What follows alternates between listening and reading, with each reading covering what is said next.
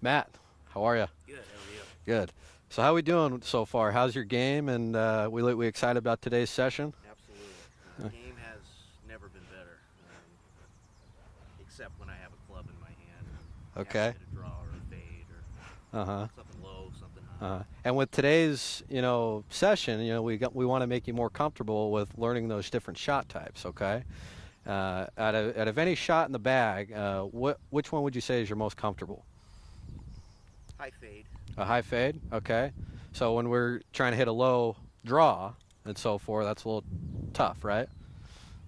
Right. Just how to get that Where you good get on that tempo. back foot, right? Yeah, Right. on that back foot. Yeah, but even if you have that, I mean, there's different ways you can relate baseball or your natural, sport that you have, right? Oh, yeah. So that's definitely one of the good things about golf. And what we try and do here is we try and relate things that we're able to do on more of a consistent basis and try and put that into the golf swing. So, Absolutely. so definitely always kind of keep that in mind, where even though something might be new, you could still take something like where you're able to really set up in that athletic posture and you have good balance and everything, you can bring that to your golf swing, right? So even though we're doing something different with a golf club, you're able to relate, that aspect to the golf swing, Absolutely. right? So we're always having that open to us, right? Yeah, absolutely. Right. We were struggling a little bit with keeping Yeah. the left hand kind of leading, right?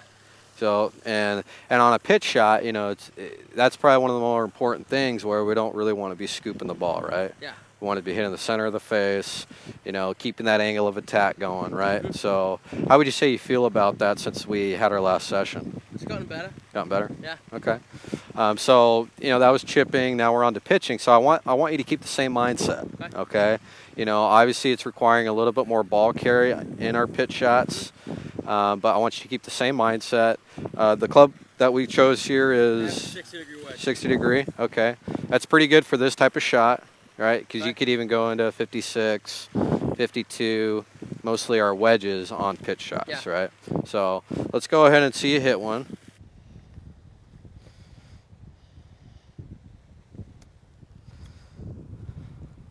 Here's our short game guru here. Oh, I don't know about that. So I think I heard you saying this is one of more your favorable shots, right? Yeah. Right. I prefer the 60 degree. I don't know Okay. why, but unless I'm anywhere from the 9 iron like we were doing with the bump and run, everything else I'm pretty comfortable with the 60 degree. So the 60-degree wedge, we're pretty comfortable with, right? Yeah. So when we're hitting the bump and run, or maybe a pitch shot, the club is going to change a little bit, right? Right. So a flop shot, should come pretty natural. So when you're hitting the 60-degree wedge, among that, what's probably the most important feeling you have when you're hitting a flop shot? Maybe two things: making sure that I'm not decelling on the way down, Very good. and then making sure that I get onto the ground enough to not thin the ball. Okay, so we're keeping the left hand ahead a little bit still, right? We're not scooping it. Right. We're keeping the club, doing the work, right? All right, let's go ahead and see you hit one of those.